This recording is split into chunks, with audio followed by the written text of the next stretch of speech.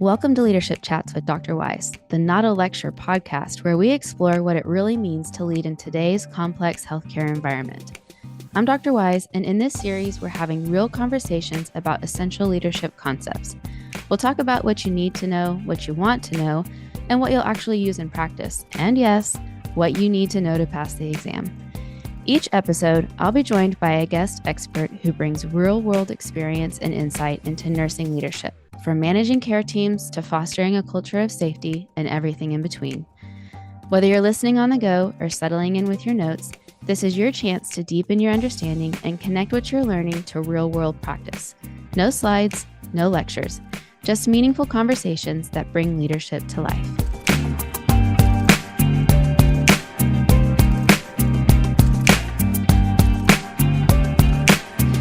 Welcome to Leadership Chats with Dr. Wise. Today, I'm joined by Adam McKee as we dive into one of the most essential foundations of nursing leadership, which is leadership styles and theories.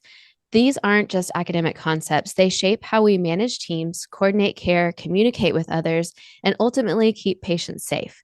We'll explore some different types of leaders, how they show up in the real world, and how emotional intelligence plays a central role in leading effectively. Whether you're still figuring out your own leadership identity or looking to sharpen the one that you already have, this conversation will be great for you. Before we get started, I'd like to introduce our guest. Adam McKee is a seasoned culture and human resources leader with nearly 2 decades of experience in organizational development, leadership training, and talent strategy. Adam currently serves as the Assistant Vice President in the Office of People and Values at Texas Tech University Health Sciences Center, where he drives initiatives to strengthen culture, engagement, and professional growth. A former Air Force officer, Adam has led large-scale training and development programs in both higher education and industry.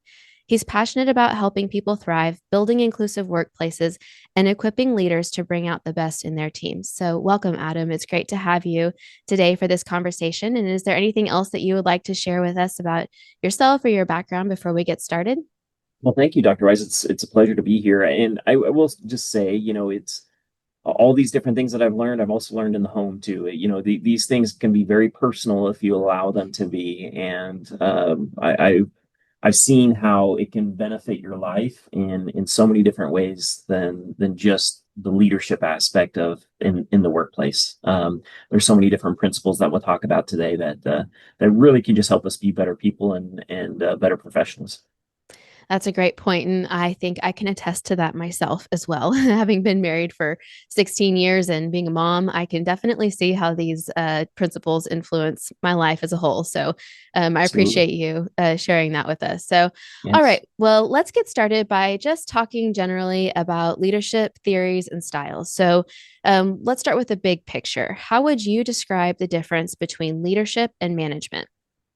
Yeah, so this is a really good question that still gets kicked around in today's day and age. But I think it was put best by Peter Drucker, who is also known as the father of modern management. And he wrote several books and did all sorts of seminars many years ago, many decades ago. But he put it simply this way: management is doing things right, leadership is doing the right things. And what I would add to that in terms of, because I think that's definitely true, but what I would add to that is you can be an effective manager without being a leader. But I don't think you can be an effective leader without also being an effective manager. And there's a few reasons for that. And you look at those people in your life that have been what you consider good leaders. In many cases, they've taken care of you in other ways, whether that's evaluations or whether that's promoting the work that you're doing. And so that's also effective management in addition to leadership. But management, again, with Peter Drucker's thoughts, it's doing things right, it's being efficient. But we also look at leadership as being both efficient as well as effective in how we're able to win hearts and minds, as well as being able to just influence people to do something that is needed for the organization. That's a great clarification. And I know we're going to get into the topic of emotional intelligence. In fact, I think our next question will probably go there. But it just, as I thought about your answer, I think about maybe an equation, right? That when, in order for you to have the perfect equation, the perfect outcome, what sets that leadership apart from management is that incorporation of emotional intelligence. Because I think, from my own perspective, without an effective level of emotional intelligence, then you may not be effective yourself as a leader. And so that's a great distinction between the two. Leadership theories have evolved over time, and we look at them differently as they've been studied. So historically, we may have talked about leadership traits, maybe even whether they're, just we're born with them or we develop them. But now maybe we think about leadership styles and even the influence of emotional intelligence as we try to categorize the different ways we look at leadership. So, how, from your perspective, do we look at leadership styles today? So if we're not looking at it as an evolution, we're looking at it incorrectly, because as our world evolves, so does the concept or the practice of leadership. And I love how in the health world, it's the practice of something. Mm-hmm. And leadership is no difference. It's the practice of the way in which to lead others and to influence others. And so really it comes down to, the emotional intelligence as was previously explained. But I think we can kind of take a step back from the emotional intelligence of asking the question, are leaders born or made? And so emotional intelligence is the direct case for how leaders are made. Because in many cases, we may have strong abilities to pick up on, I guess, the vibe of others. Um, and that's emotional intelligence and being able to apply that in whatever situation we may be in. And so, how I like to look at emotional intelligence, it is the tide that raises or lowers all the boats in the harbor. Because when we look at what effective leaders we have in our life, probably they're going to be high in emotional intelligence. And we look at some of the bad leaders that we perhaps have had throughout our careers or in our upbringing, we may say that they had low emotional intelligence in how they led. And so, while many may have inherent traits of a leader has to be coachable and teachable. And so, going back to that evolution of what was previously alluded to, that's inherent with emotional intelligence. You have to be able to understand how you are to show up in certain situations, how to read a room, how to read another individual, and adapt yourself in order to lead the most effective way possible in any situation. So, um, a leader can be taught from any of these circumstances or from any of these different situations that one may be in. So I've learned from past experience, good and bad. And if I am not teachable and one to which I can learn from that experience or that exchange, I'm not striving to be the best leader that I can be. And so emotional intelligence, again, is that concept of being able to pick up on what is needed of me in this situation and how can I best apply it to help whatever outcome we're searching for. And again, this is part of the evolution of leadership, of being able to hone our emotional intelligence capabilities. And I, as previously said, this is something we can improve on. Any of us can improve on in order to lead best in our teams and in any situation that we may be in. Oh, that's good. And I think too, there's some measure of, with that emotional intelligence learning, there's some measure necessary of self-awareness, but also willingness to seek and accept feedback. Because especially from those we're leading, really all of those that we interact with, but that can really make or break that development of emotional intelligence over time as a leader. So some of the major leadership styles that we are referencing in our course, and that I think, across the board, leaders might be kind of categorized into, are going to include autocratic, democratic, and laissez-faire leadership. So, how do you define these styles, and are any of them considered to be better than others? Yeah, so great question. That's probably been asked for a long time when it comes to leadership. And I want to talk about the first or the second question first. So are any of them better than the others? And in typical fashion, a good answer for that is it depends. Mm-hmm. But each has its place.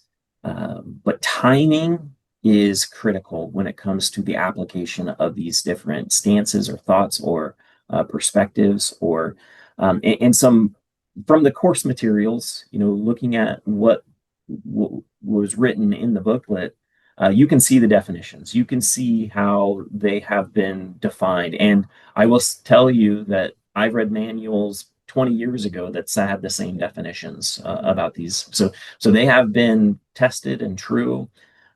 But what you may have been thinking as you were reading the definitions or reading about these different styles is okay, we've got an autocratic or authoritarian leader.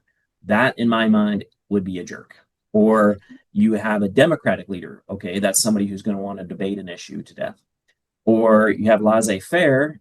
They're a pushover. They're not going to lead out. So those may have been some thoughts, or maybe I'm just projecting my thoughts onto everybody on this call. But it's really the way in which we look at it and the way in which we apply it. And so I like to think of it like this. An autocratic leader may say, here's the vision, come along. Or a democratic leader may say, what do you want the vision to be? And discovering that together. And then laissez-faire may be, let's build something together. I don't know what it is, but let's build it together. And so really it comes down to perspective as to how we approach certain situations. I just mentioned, the vision of a team or an organization. There are different approaches that come into it, but let's not get pigeonholed into if you're this type of leader, then that equals that you're doing this. It really comes down to what is needed in the situation and what is needed at the time or what is needed for the people on the team. Because certain approaches, I think, and we'll talk about that here shortly, certain styles are needed at certain times. And a leader or emotionally intelligent leader is going to be able to pick up on when it needs to be applied, how much pressure needs to be applied, and the setting that is most appropriate. That's a good clarification. I think that naturally, and maybe based on our own experiences, like you said, you had your kind of categories or ways that you would describe those different styles. And maybe it's because of experiences we've had with people that we can put into those different categories that may not have been the best ones. We can, kind of assume they're going to lead different directions where we would rank them on a which one's better than the other. But I think it's an important distinction that you made that there's not particularly one that's better. It's the circumstances that necessitate a particular style of leadership. And maybe the suggestion or the argument is that we need to be flexible between those leadership styles to identify when a particular one is going to be most effective in various circumstances. So I guess that leads into my next question, which is, can a good leader use more than one style? And how would they determine which one to use and when? Yeah, so a good leader should use more than one style. And again, I am from the bio that was read of me, I am not a nurse, and I'm not going to pretend to know the ins and outs of all of the constraints and the pressures and all the different things that are placed upon a nurse. However, I've spent some time in hospitals and I have seen some good leaders in the form of nurses at work. And so as a nurse, for instance, if you see a safety issue, that's not a time to be laissez-faire. So if you're talking to a family in crisis, probably not the time to be overly autocratic. Or when it comes to the debate, if something is what it is, that's not the time to be democratic on something. And so the situation and the judgment of the leader or the nurse in this hypothetical scenario I just raised dictates the response. So you would be surprised what a deep breath can do to center you in the situation that you may be in. Like if you have a hostile family that they're really upset with the situation, they may take it out on the nurse. And again, I can see this happening in everybody's career as a nurse. Is that the time to bring a very forceful approach back? So a deep breath and asking yourself, what does this situation need of me right now? And if you're asking yourself those questions, if you're curious, it's really hard to be fearful of the situation or have anger. And so you're basically showing forth, okay, how can I be best for the solution, or how can I fit or be a part of the solution here? And so going back to the question, yes, you should use more than one style, and really experience is going to help in determining which one to use. But also going back to my first scenario, if you see a safety issue and you're just like, dude, you really shouldn't do that. That's not the time. If it's going to put somebody in harm, to be laissez-faire about it, being very direct and matter of fact on certain things. That's what was required of us as leaders. And so being able to pick up on those scenarios, and again, that deep breath is a good first start of being able to know what you need to do in certain situations. Yeah, I appreciate that. And that example is perfect for our students too, because it really shows how, nurses are leaders all the time. It's inherent in what we do. And you don't have to be in a formal leadership position to be applying these principles. So even as a nurse at the bedside caring for, a group of patients that day, you're leading the care for those patients. And those are very practical examples of things that might happen even early on in your nursing role as a staff nurse, wherever you might find yourself, where you have to work between those different leadership styles. And I think too, I know, kind of thinking about myself here with my leadership style, we might have a kind of a default that we naturally want to go to when it comes to leadership styles, and it takes that practice and awareness to know when we need to step a little bit outside of our comfort zone to utilize a different leadership style that's appropriate to that situation. Would you agree with that, or do you have anything to add on that thought? No, absolutely. And it's required of us, in the health professions, of being able to pick up on that and what they need, and being able to do it very quickly. But Mm-hmm. we can get very skilled at this. And it's one of those things that we have to pick up on things and be teachable and coachable. And we may have a few missteps where we're not read the situation appropriately. Um, but let's learn from it, and being able to build upon that for the next time. And I mentioned, I've spent a fair bit of time in hospitals, and that's typically for my loved ones, as I've been, in my thoughts, an advocate or a servant for the one that's in the bed. And so being able to see, like, all these different leadership styles and leadership approaches, I have physically seen nurses do that within an hour. So it's one of those things of being able to basically say, okay, this is what this needs of me, this situation needs of me right now. But as I go into the next room, am I going to carry that same approach into the next room when that may not be the right way to go about it? So being able to reset, recalibrate, and do that almost instantaneously is one skill that will be developed throughout a nurse's career for sure. Awesome. That's a great example. And it's nice to have your perspective on the other side too, because that is our end goal of our care, is for the patients and their caregivers. So that's fantastic. So we know emotional intelligence plays a huge role in not only leadership, but also in interpersonal relationships in general, in all aspects of our lives. So what exactly is emotional intelligence? I know we kind of dabbled on it a little bit. And if you could expound a little bit on why it matters in leadership. Yeah. So our organization at T2HSC, we've partnered with another institute that they focus specifically on emotional intelligence. And this is the Institute for Health and Human Potential. And they've provided some training to different leadership within T2HSC, which I believe is top notch. And I love their definition as to how they approach emotional intelligence, how they define it. So they define it as the ability to recognize, understand, and manage our own emotions, and recognize, understand, influence, and connect to the emotions of others. And so really it's internal, as you already mentioned, that self-awareness piece, which is key to emotional intelligence, but then being able to read the situation of another individual, read the perspective of another individual, and being able to connect with what other emotions they may be feeling. So we leaders will not lead well if they do not understand or influence or connect with people. And Mm. so that connection with people is extremely important. So there was also another book uh, or a book that was written about emotional intelligence called Primal Leadership. And really, it goes back to the same principle that primally, like instinctively, we want to be able to connect with other humans and the best way in which we can do that. And some do it better than others. There's this line in Primal Leadership that says great leadership works through emotions.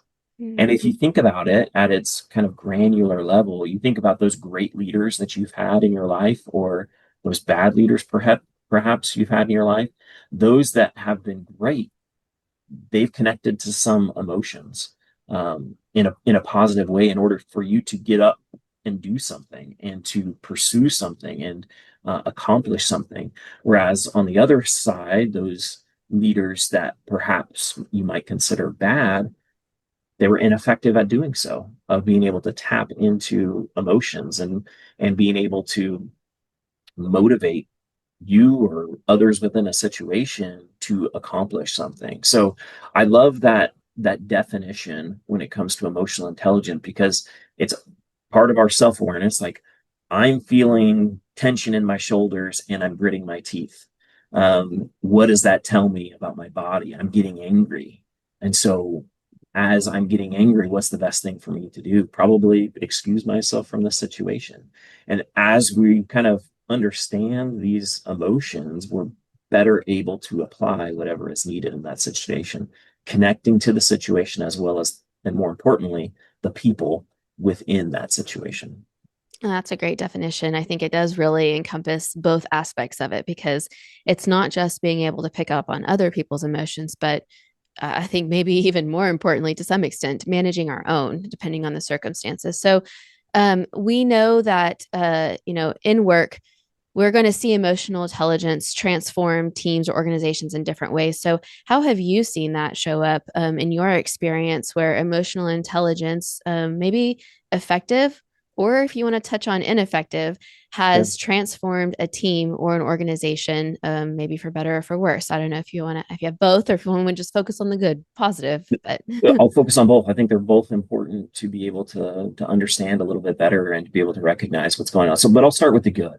And so in the work of the Office of People and Values, so we have two different sides of what we do. Our values development, so what you see on the wall, one team, kind-hearted integrity, visionary and beyond service, of how we can support that within the institution.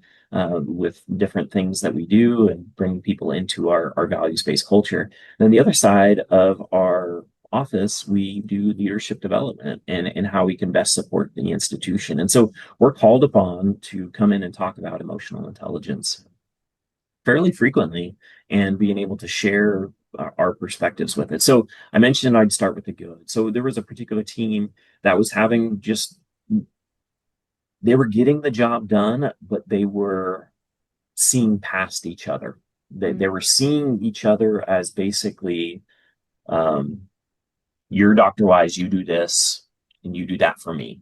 And that's all I see you as.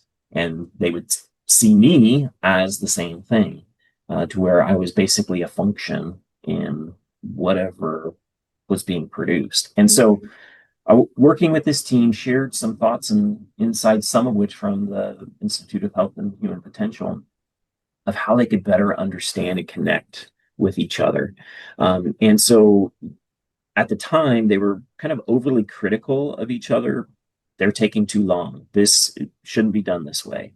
Um, and they were able to, through emotional intelligence, kind of a focus on emotional intelligence, of being able to turn it into a more of a collaborative environment. So instead of an accusation after they've left the office or after they're at the water cooler talking to their friend, it turns into a collaborative environment, where they may say, after receiving kind of some focus on this area of, can you tell me more about this process as to how this comes to me like this? And that curiosity in turn helped them hone their processes, how they were to do their job better through connecting with each other and how they could help each other out better. And so I I perceived at the time that they saw one another differently. They saw past that Dr. Wise does this. This is her function. It was okay. Dr. Wise and I, we need each other in order to accomplish our role. Dr. Wise does this and I do this. And we complement each other. And being able to see that kind of unfold was really cool to see. And being able to notice how they're able to see one another as people and not as functions or as objects or as kind of a way in which to get to use another person in order to get their job done. So that's the good that I will say. Now, the not so good that I've used in the past, and I'm just going to speak a little bit more broadly because I see this probably more often than I should. And I already mentioned about seeing others as objects instead of as people with needs and emotions and all sorts of different things. So when we start to see another as an object, that in turn limits the potential of not only the individual but the whole team. So leaders are accused of this on occasion where they may say, well, they're just this, or they're just an accountant, or they're just a admin, or they're just this. And we basically put them into this box, not allowing them to grow out of it. And the sad thing that can happen is that individuals may believe that too, even though they have the potential to do much more or to offer much more. So let's put ourselves into a situation where we're all sitting around a table in a meeting. At the beginning of a week, we're talking about the week going forward. And it is very direct and we don't really open things up for suggestion, but we've got a problem. So an emotionally intelligent leader will basically take that opportunity to say, hey, what are your thoughts? What are some other ways in which to look at it? And let's say I've got an admin assistant that's sitting right next to me and they offer, have you thought about this way? That is something in a less emotionally intelligent environment, that person is not going to make that offering because this is my home, this is where I live, this is my place, and I am not going to step out of that. And what that basically did, and I know I'm speaking generally here about a negative example, it just limits the potential of a team because you're not bringing the collective genius of the group together. And when we do that, we are stifling the growth of organizations. And I'm not trying to speak at platitudes here, but there's so much that can be offered by people's thoughts and perspectives. And when they feel safe enough to offer them, we can be better as a team. And that's not to say that everything brought forward is going to be a genius changing like statement, but it could spur other thoughts and could be in an emotionally intelligent and psychologically safe environment of being able to discover something that previously was not on the table. So that's just an example of the good being a little bit more specific, the bad being a little more nebulous. But really, when we're in that bad, emotionally intelligent environment, we are leaving things on the table or off the table, and we're not able to achieve our fullest potential. Sure, that's a great examples. I think it's important too, as we think about the examples you've provided, to kind of reflect ourselves on the situations we've been in where we feel, we're part of a team where we feel valued, we feel empowered, we feel like we can, like you said, we're safe, we can speak up, we can contribute, and the whole team can, and we appreciate each other for that. That's what we strive for. And I'm sure we all can think of at least one experience where we've worked on a team where, we're just ready to back our way out of it, or we don't feel I'm just going to get my job done and leave because I don't feel like it really matters that I'm here or something along those lines. So it's really good to consider those different situations as we reflect on how we want to use emotional intelligence and the different leadership styles to be effective with the teams that we are working on or leading, as we move forward in our profession. So, are there practical ways that you would recommend for individuals to develop emotional intelligence? I think we've already established it's not necessarily something you're born with; it's something that can be developed. So, what are some simple strategies or practical strategies that you would give for increasing the level of emotional intelligence? So there is an individual who's written a bunch of books on marketing. And his name is Seth Godin, and he's dabbled in a variety of other things. But you think of marketing, you're basically appealing to the emotions of others so Mm. that you'll buy something or you pay some money to get a product. But he said you cannot be angry and curious at the same time. And I've kind of already alluded to this statement. I knew this was coming, but he said you cannot be angry and curious at the same time. So feeding your curiosity in a way to develop emotional intelligence. Of if you see somebody who is visibly upset, instead of matching that anger that another may have, it may be a point of, I see that you're upset. Is there anything that I can do for you? I imagine that situation will be much different than what's your problem? Right. Okay. So that whole scenario could go in a variety of different directions. And as an example, you look at the nursing world, we kind of already gave that scenario. But if we apply that same thing of, I see that you're upset or I see that you're in pain, is there anything that I can do to help alleviate any of your pain? Even if there isn't anything you do, they're already at their max dose. Just being listened to and just being able to apply a little bit of that emotional intelligence is going to provide some emotional relief. But you respond with, I got nothing for you. There's nothing I can do for you. And that might be the truth. And in some instances, that might be the right response. But again, you're looking at that emotional connection, seeing them as people. Or all the while, you take the scenario to the extreme of you're getting yelled at, and this is because somebody is paying. You could think internally, I don't get paid enough for this, or I didn't sign up for this. This isn't the profession I thought it would be. Or why isn't management coming in here to help me out? And so we look at it from that perspective, perhaps, or from a more emotional intelligence piece of being able to say, recognizing these natural and raw emotions that somebody else may be experiencing and striving to connect with them in some way, shape, or form. I'm not going to pretend to know the best way in which to do that, but people are people at the end of the day, and being able to connect with them, they feel heard and understand or understood, they're going to respond to that situation better. And so going back to the original question, is this something you're just born with? This is something that is developed. Again, the born and made of the leaders.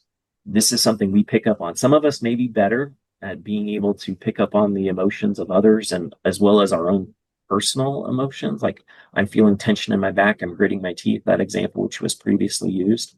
Why do I feel that way? Why do I feel anxious? Um, Asking ourselves these questions are going to help us show up better in those types of situations.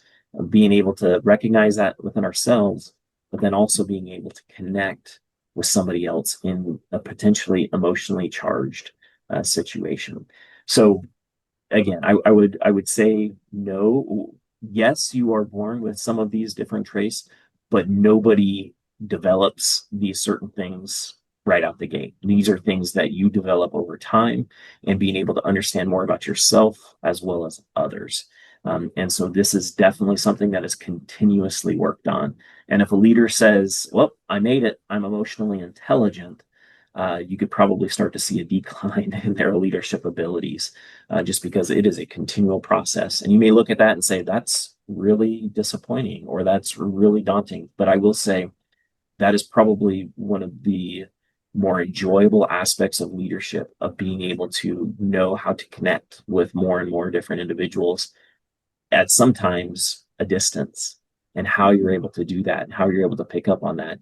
That becomes a challenge in a good way of being able to apply what you've learned throughout that your upbringing, throughout your leadership development to a new situation. And this is something that is definitely that should enliven any leader out there of being able to connect in that situation. Yeah, that's I think about, experiences I've had. Maybe it's been as a nurse caring for patients at the bedside or in leadership roles that I might have found myself in.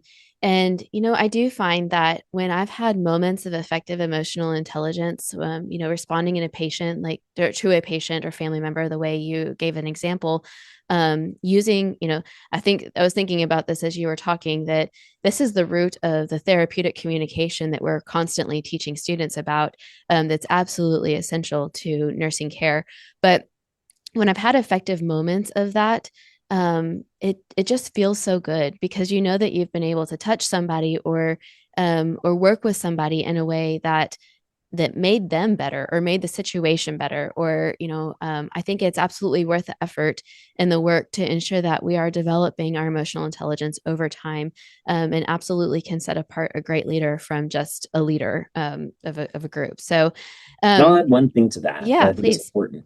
In some cases, we have to be the ones to go first and just say, okay, let's pump the brakes here for a second, or let's take a deep breath, sort of a thing. And that may be that nurse in that situation. And once they initiate that it's okay to press pause for a moment, then things get into a spot where we can actually get some work done or get something done. So it may be on us, any of us, to be able to apply kind of that courage to say, okay, timeout for just a second, however we want to say timeout.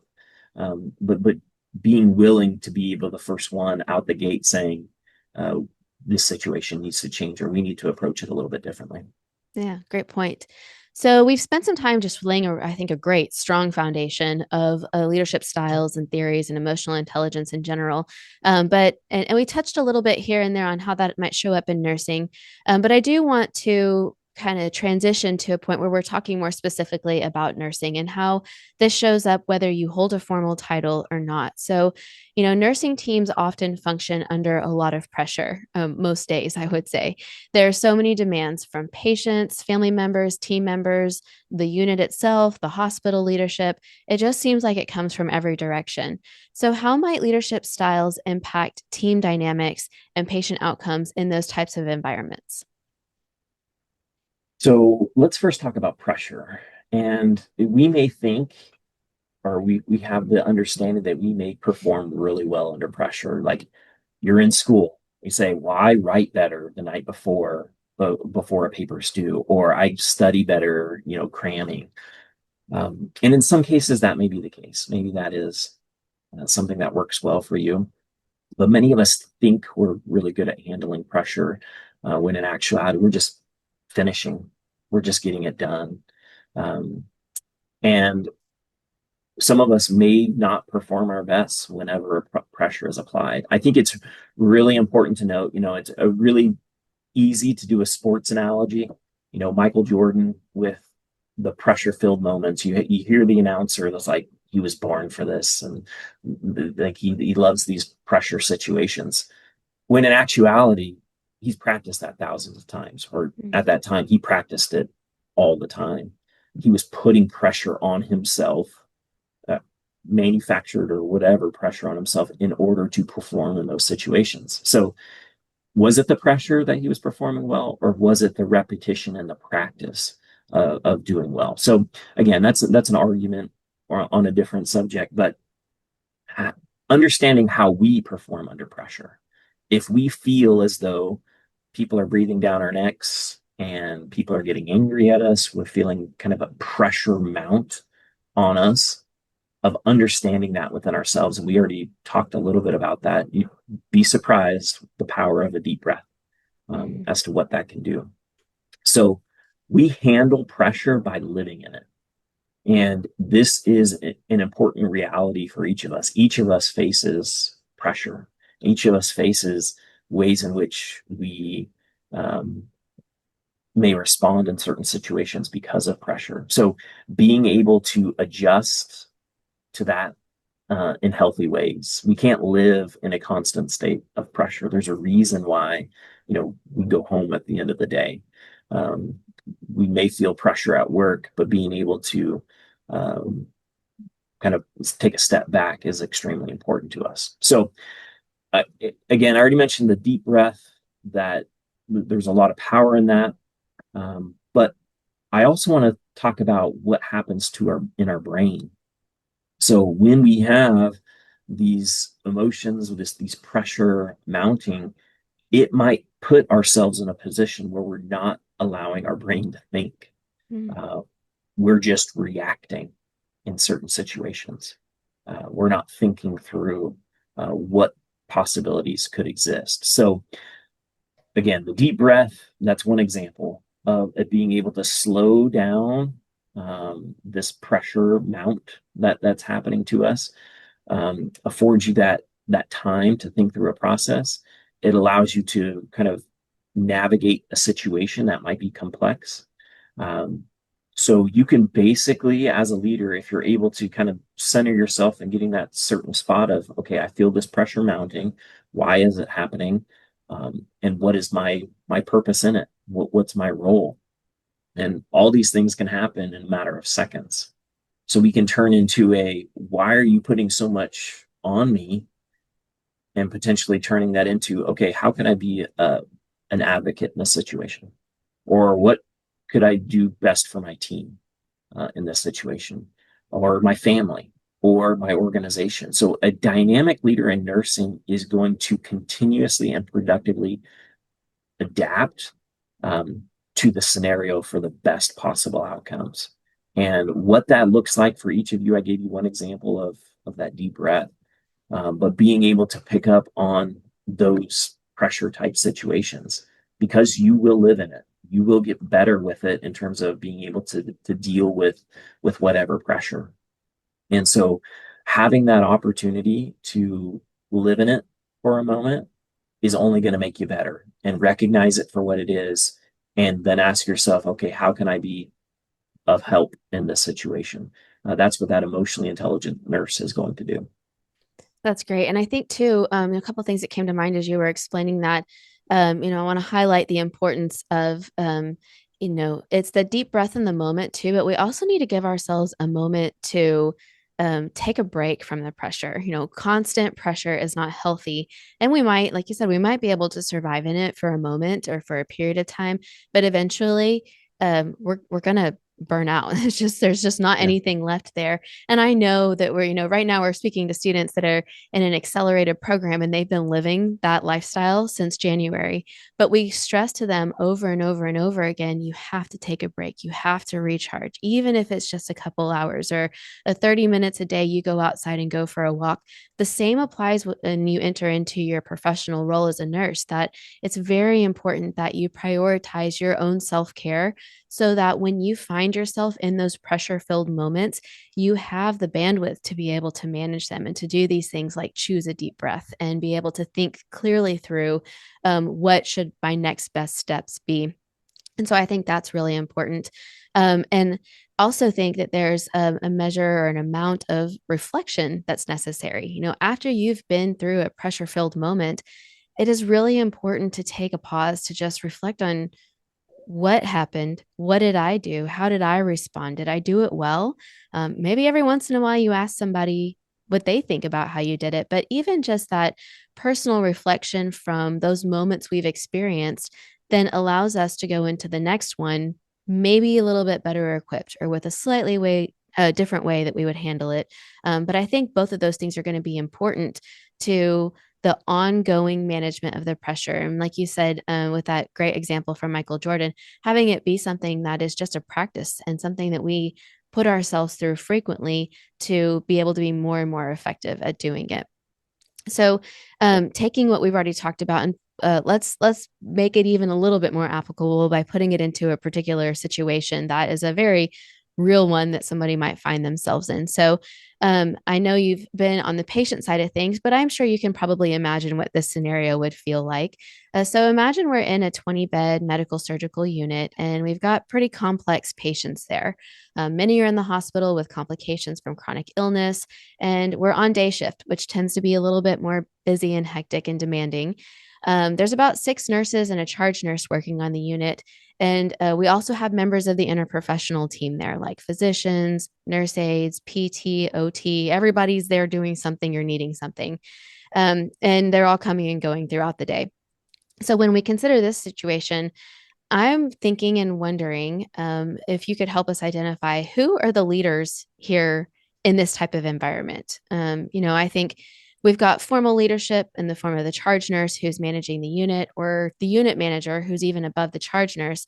But every nurse on that unit has some level of responsibility, whether it's delegation, communication, or coordinating care. So, from your perspective, when you kind of think about that scenario, the different roles there, where do you see leaders showing up in that scenario? From your perspective. Yeah, no, I think this is a great scenario because the cop out answer, and I would say it's cop out, but I'll stand by it, is all of them are leaders. Mm-hmm. They're just focusing on different things or they're leading different things. And so, from the perspective of the frontline nurse, who's in this situation, being able to manage what's going on, and as you're talking through it, I'm just like, that's chaos. But it doesn't look that way, and Right. that's from good leadership. And so, what I will say, looking at that um, transformational leader type of approach, it's going to be a one who is able to keep the main thing at the right time. And so, are you able to focus on, okay, my main job is to make sure that these people recovering from surgery, or that they're getting the care that they need? Or Mm-hmm. am I keeping the certain orders that are in place for these individuals and able to communicate it appropriately? So those things that distract from the main thing, um, that is noise, and it's up to the leader to basically differentiate what's noise and what is the main thing.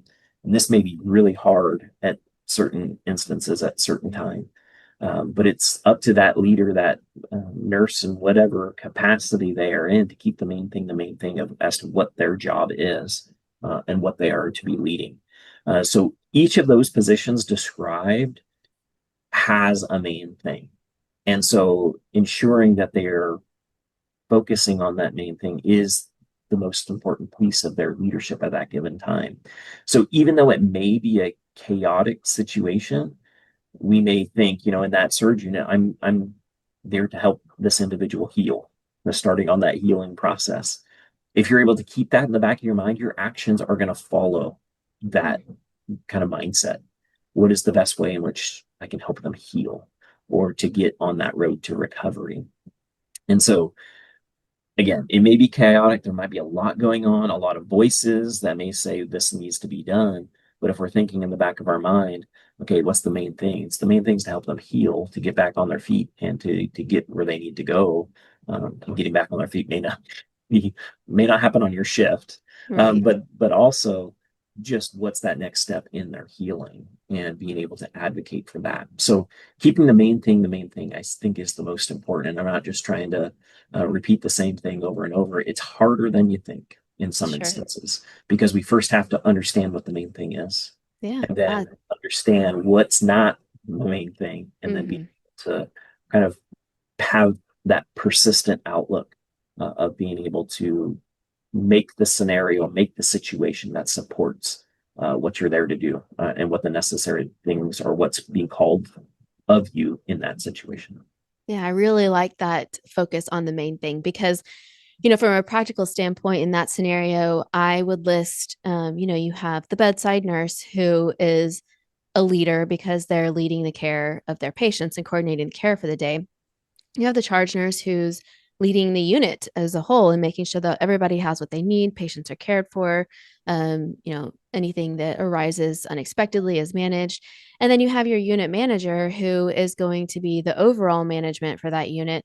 Well, we can go beyond that to hospital leaders and everything. But if each one of those individuals are focusing on their main thing and they're doing it effectively, then despite that what this sounds like is chaos, it's working like a well-oiled machine and everybody is having their needs met. We're adjusting to situations that rise unexpectedly, but when we focus on that main thing and we figure out what that is and we stay true to what our role is in that, then the level of effectiveness can be phenomenal in these situations. And honestly, this happens every day in hospitals all over the place or in other outpatient care centers, wherever it may be. It happens very effectively.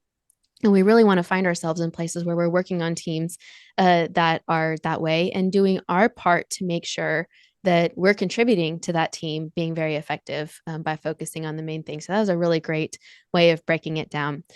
So, from your perspective, what does transformational leadership look like in this type of environment, both for the formal leaders and the frontline leaders?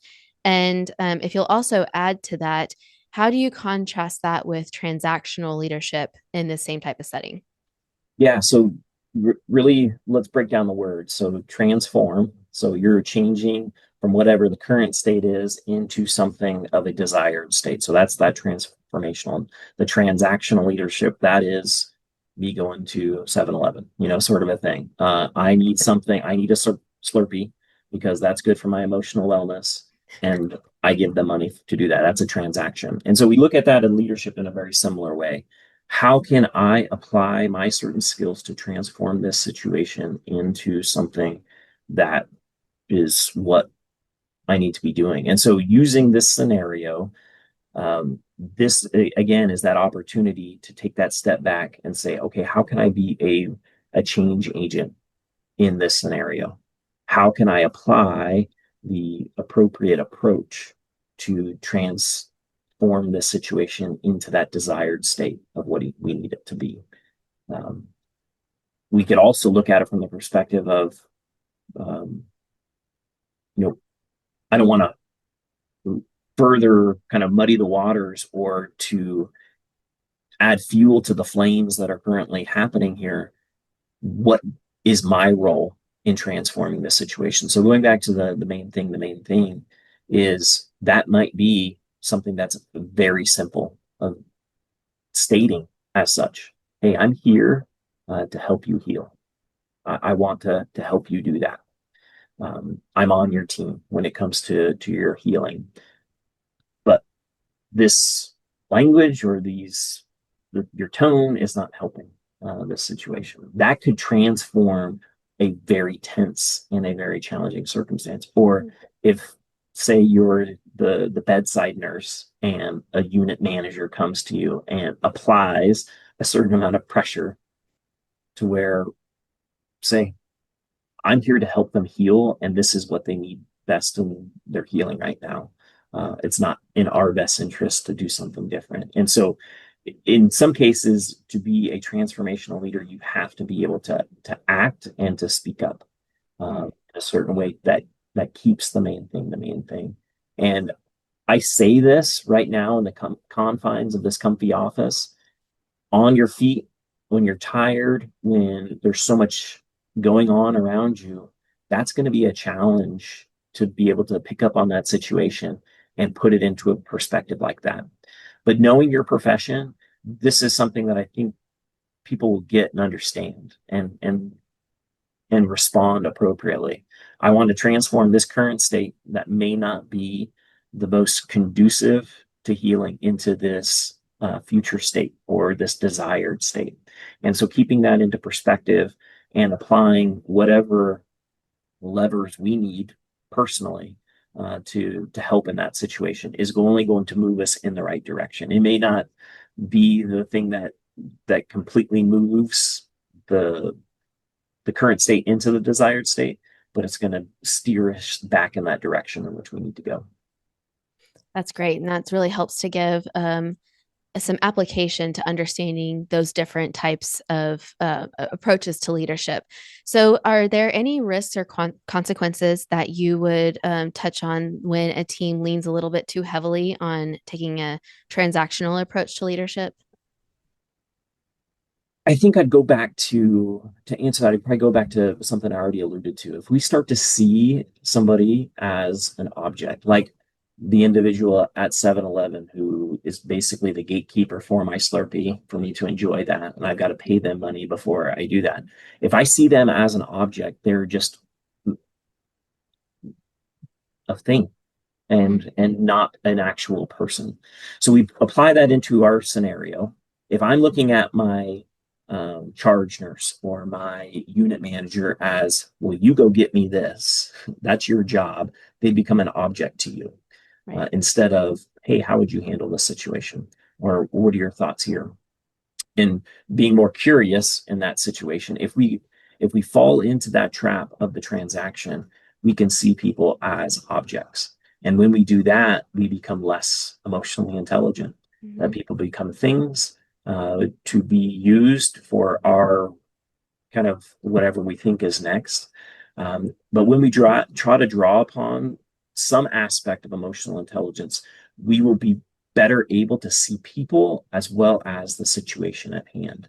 And that only makes us have a better presence when it comes to that situation. So when we're trying to understand the needs of others, their concerns, their challenges, we can't do that from a transactional standpoint.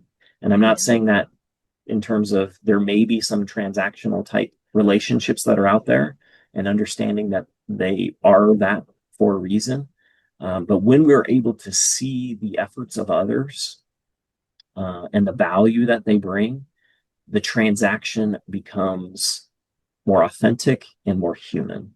And when we're able to apply more authenticity as well as humanness to any situation, it is going to have better outcomes instead of you serve this one role and you're going to provide that one role instead of, hey, you know what? Thank you for providing that one role. I cannot do what I do without what you do. Mm-hmm. So being able to have that mentality and being able to verbalize it too, because we may think it, but once we verbalize it, that puts us in a different category with some people where they'd be like, okay, they see me. Right. I'm going to do whatever is necessary to help them or help the situation that they may be in because they see me for the value that I'm bringing. Yeah, absolutely. We care. The nature of what we do as nurses, and actually in a lot of work, I mean, in the work that you do, we're dealing with people, and people are emotional, relational beings.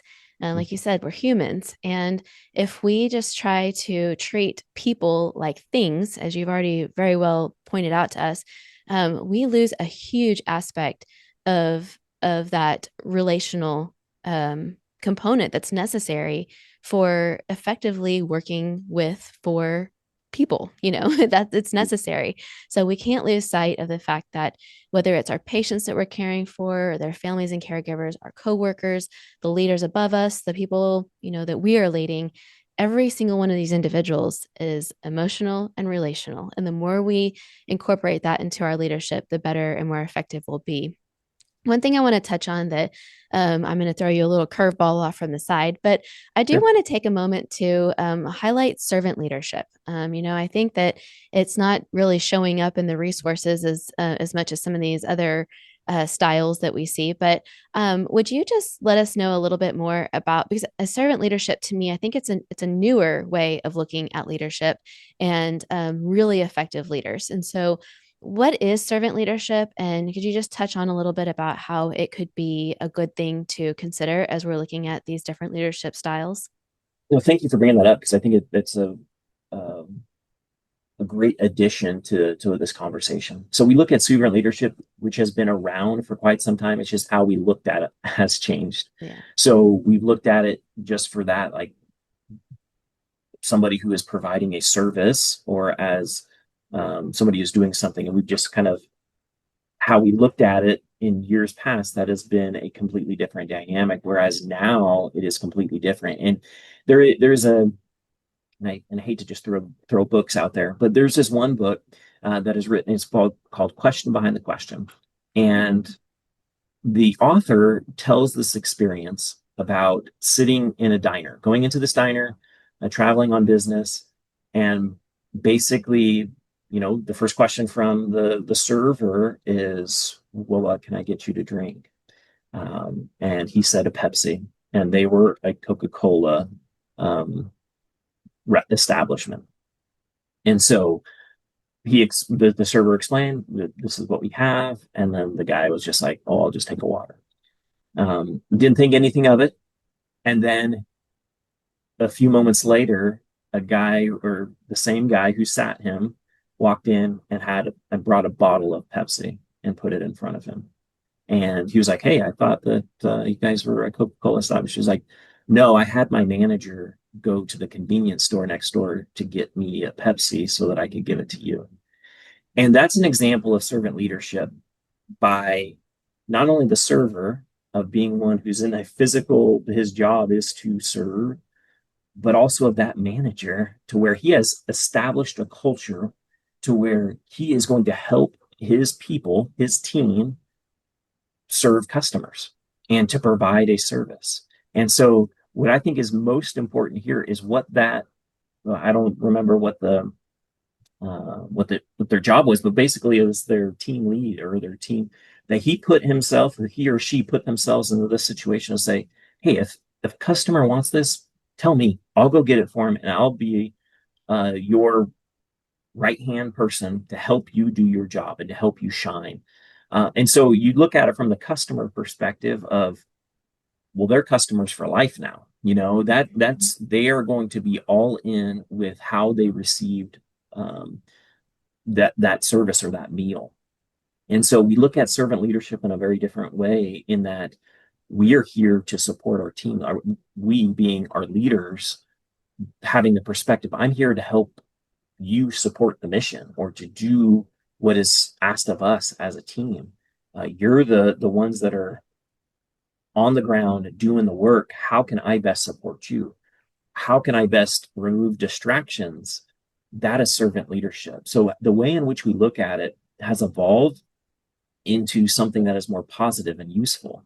Whereas in years past, and many years past, it was viewed as you're here to serve me, the leader, when in actuality, as that leader takes the stance of, I'm here to serve you as you support the mission, you're all able to kind of elevate together in a way that people know that they're supported and they're heard and they're understood, and you're best able to remove the barriers and let the genius of the team, and I've already used that phrase, the genius of the team to accomplish the mission and do what you're being asked to do. So in many ways, servant leadership removes some of those barriers, but it's a mentality of knowing that people aren't here to serve me. I'm here to serve, and I'm serving my team in the best way I know how to support them as they support the mission. Yeah, thank you for explaining that for us. I know that I love learning about the topic of servant leadership. And personally, that is really, I used to, before I really understood servant leadership, I really wanted to be a transformational leader, that I really wanted to take that approach. But the more and more I learn about servant leadership, I really love that approach of leading teams because it means so much to me that it is helping to every person on the team to be the best that they can be in order to serve the mission, as you said, well together, and empowering people to feel like they want to do that work to support the mission. I think is wonderful, and when you see that in action, it feels great. But I think so much Absolutely. success is accomplished through that. So Well, it's it's really unifying awesome. and it's edifying in Mm-hmm. that we're all kind of getting better because of it. And really it's because of that leader saying, okay, how can I be of service to you? Or how can I help you do these certain things? It starts with these questions and then acting on it and delivering on it. Yeah, that's great. So, I think, to kind of wrap it up and bring us to the end of our conversation here, what advice would you give to nurses, new nurses who want to lead well, even early in their careers? Um, so you're doing well. Like you're on a great start. So having those questions in your heart, in your mind, you're in a good spot. So if you're having the desire to lead well, you are going to be in a great situation because you are already starting with that mentality that I'm teachable, that I'm coachable, and that I can lead out. I will say, it's important for you as a new nurse to be confident. So you are going to be graduating from a fantastic program.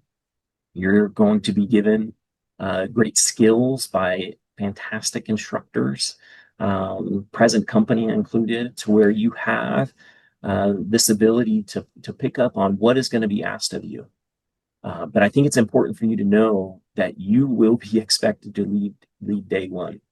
And Mm-hmm. so having that understanding of, okay, when I walk into this role, I'm going to lead first off myself, I'm going to lead myself in a way that is in keeping with my values and that. But then I'm going to get an opportunity to lead others in many cases at first informally. So I may have counterparts. I may have, night shift, day shift sort of thing as I'm coming on, hearing from night shift as to how things went. You're going to be able to lead out in how you're going to lead that day, what you're going to glean from what took place over the last 12 hours and being able to carry that over into the next hour or next 12 hours. So I would kind of summarize my little ramblings here into, um, you hear the phrase, fake it until you make it. And I don't really like that phrase. Um, the truth is, you're practicing it until you are it. So if you are practicing if you're leading yourself in a way, you're going to be able to lead in the workplace. So practicing it until you are it.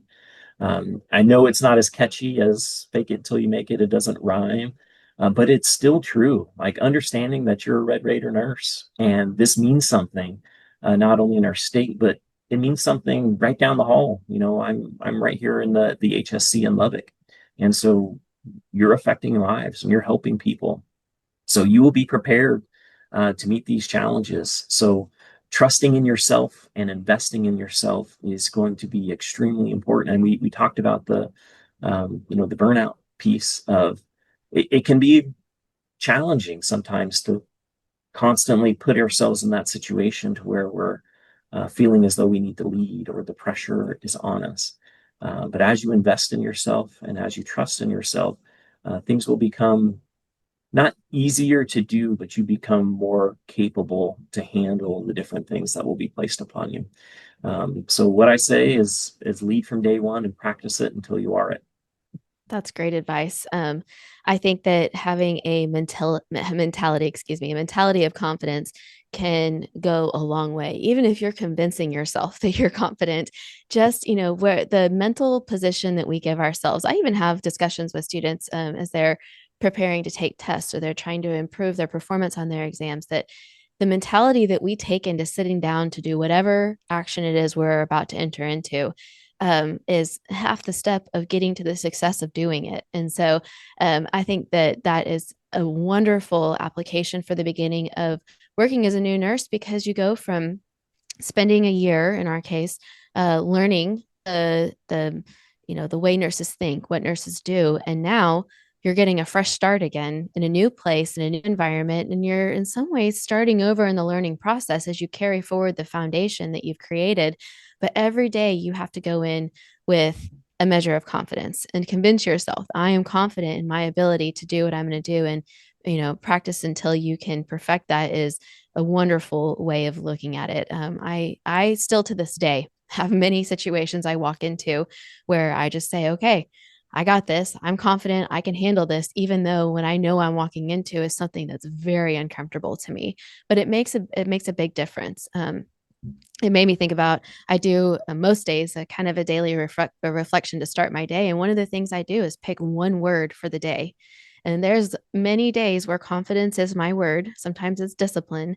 And between those two things, I think they're my favorite words to be able to enter into my day with the right mentality. So great, I great love it. advice, great example. That's awesome. Okay, so this has been a wonderful conversation. I really appreciate your insight. It's laid a very strong foundation for us in looking at those leadership styles and theories and emotional intelligence from different angles and in very applicable ways. But the most applicable way I know the students will appreciate this is if we look at these from an exam perspective. So I know you're not a nurse, but our students are preparing, they're only a couple of months away from taking our nursing board exam, which is the NCLEX. And we spend all year long exposing students to questions in the style that they'll find on the NCLEX. And so for nursing leadership, one of the things that's challenging is that we're not going to just directly ask about, explain, what's the definition of X leadership style. We're going to give scenarios, and students have to take these concepts and topics we've learned about and pick the best answer that reflects using effective leadership styles or emotional intelligence. So All that to say, I've got a couple of practice questions. Would you be willing to answer those with me to see how this might show up on the exam? Let's do it. Okay, awesome. Let me share my screen here and get these pulled up for us. Okay, I'm feeling confident that you will do great with these, That makes but one of us. I'm happy to help if you need it. So, what I'm going to do, we have some who may just be listening and not watching the recording. So I'm going to go ahead and read the question and the answer choices. This first one, as you see, has a really long stem, so that'll take a second here. But once I read through those, let me know your thoughts and we can talk through anything you'd like to. So, all right, question number one. We have a medical surgical unit has multiple patients with complex wounds requiring frequent dressing changes and close monitoring. The unit is short staffed and tensions are high among team members. During rounds, a new graduate nurse voices frustration to the charge nurse, stating, I'm overwhelmed and I'm not sure I can keep up with this pace. At the same time, a physical therapist is waiting to discuss the mobility plan for another patient. Which action by the charge nurse is the most appropriate approach in this situation? Is it A, instruct the new graduate nurse to take a short break and delay the wound dressing until after the mobility plan is finalized? B, tell the physical therapist to check the chart for information and move on, allowing the nurse time to prioritize care? C, acknowledge the new nurse's concerns, clarify immediate priorities, and delegate one of the dressing changes to a competent team member? Or D, remind the new nurse that patient care comes first and that emotional stress must be managed independently during shifts. Okay, so I'm gravitating towards C, Okay. and there's a few different reasons why. And it kind of goes back to what we've already talked about today. So before I give my rationale, am I off base? You are right on track here. Let me Okay. get And us so, to the next slide here where you can see, yes, you have the correct okay, answer. So perfect. good So, job. and I look at this from this situation, that'd be really hard of being able to know. But again, going back to keeping the main thing, of being able to, acknowledge, yeah, we've got some concerns, and that's okay. And then what's the next thing that we need to do? And I think this is a great scenario, which because it kind of brings that everything we kind of talked about full circle. Yeah, absolutely. It's we see the emotional intelligence aspect here that the charge nurse takes a moment to acknowledge the concerns. I think that's really important. We want to acknowledge what, and not, you know, put somebody down or discount how they're feeling. I mean, we're entitled to our emotions. It doesn't mean we can react in our emotions, but we need to acknowledge them. Clarify what's immediately important here. So the charge nurse is the leader in the situation. We have a new nurse here, and the charge nurse has the experience and the knowledge to help clarify. And then that opportunity for delegation. Sometimes we need to use the support of available team members to make everything more manageable for the whole team. So absolutely on track. To highlight the things that are wrong about the other answers for A, if we instruct the new graduate to take a break, we're going to, it might help a little bit with stress management, but it's delaying the care that needs to be provided. So that's not a good answer. It doesn't address the immediate needs or demonstrate effective delegation either.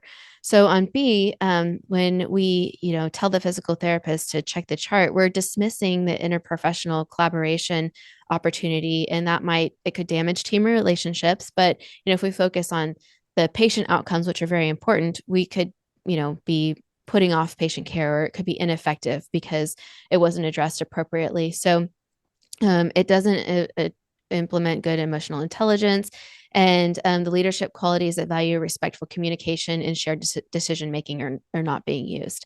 So then also with D, this option lacks emotional intelligence and it can discourage open communication. So if you respond to somebody this way, then they're not going to want to come. I mean, obviously you didn't care last time. Why are you going to care this time? Right.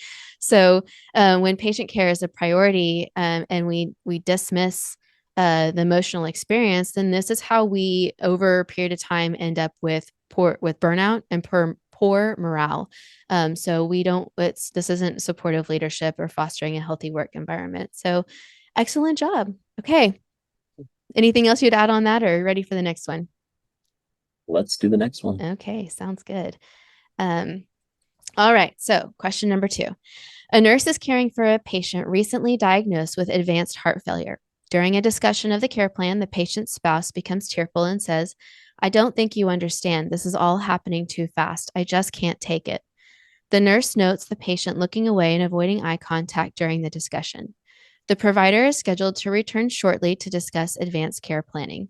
Which statement made by the nurse is the most appropriate response? Is it A, I think it might be helpful for you to step out for a moment and take a breath so your partner can stay focused when the provider returns? B, I can see this is a lot to take in. It's completely understandable to feel overwhelmed. Would it help if I asked a chaplain or case manager to come speak with you both? C, let's stay focused on the plan for now. The provider will be in soon and can go over all the information and answer your questions. Or D, it seems like now may not be the best time for this conversation. I'll ask the provider to come back later when things are calmer. So I'm gravitating towards B. Okay. And a reason for that is you're acknowledging the moment, Mm-hmm. acknowledging the feelings that are there, and then using appropriate leadership to delegate that situation to other areas that could help in that situation. Awesome. Very good. So, and we're just going to pretend like it wasn't bolded either. So I forgot to remove the bold Oh. off of the answer. So if you didn't notice that, then fantastic. But anyway, great job. And that, yes, those are all important things. So, in the previous question, we had an example that was a charge nurse with a nurse and other interprofessional team members. In this question, we're looking at actually interacting with patients, which Adam, you did a great job of bringing up some examples of what that might be like throughout our discussion. So, when we look at the answers here, the first one is it attempts to manage the situation, but it does so by removing the spouse from the emotional space rather than engaging with it, and it lacks empathy and emotional intelligence, which could damage trust in that nurse-patient family relationship. When we look at B, this response does do a good job of reflecting a transformational leadership approach by supporting the family emotionally. It fosters a sense of trust and it involves interprofessional resources, like you suggested, that would meet these specific needs. So, whether depending on the patient's faith background, they might prefer a chaplain or a case manager who can come in and talk about other resources and options and help them to see the big picture a little more effectively. So it provides a good option. It also reflects emotional intelligence because the nurse is perceiving the spouse's distress, they validate it, and channels that awareness to provide meaningful support.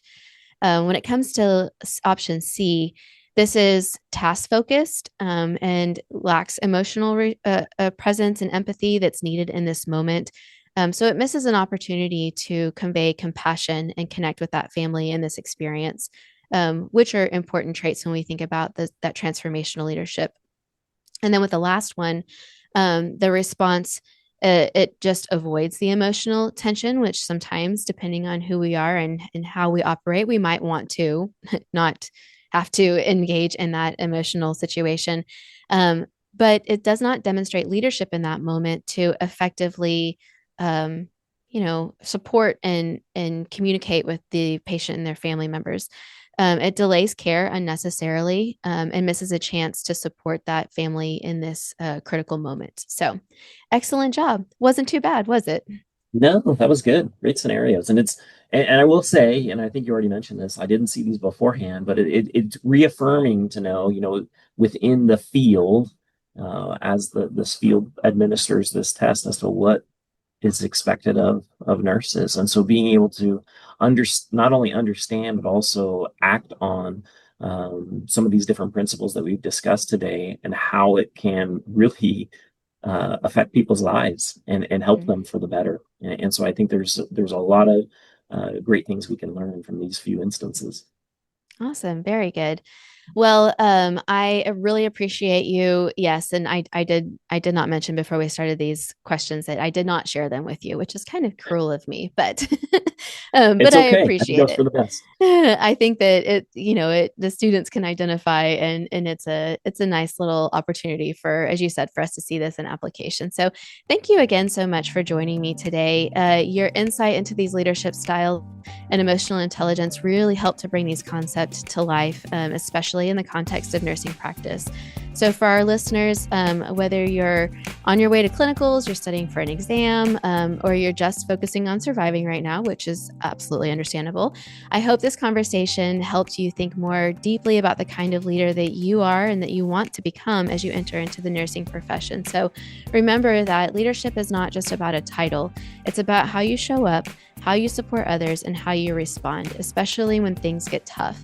So if today's chat sparks some new questions or ideas, hold on to those. We'll be building on these concepts as we move throughout the course. And if you're preparing for exams, keep in mind that leadership may not always be tested with direct definitions, but more with your ability to lead, respond, and think critically in these situations that you will be presented. So thanks for listening to Leadership Chats with Dr. Wise. And until next time, keep learning, keep leading, and stay curious. Thank you.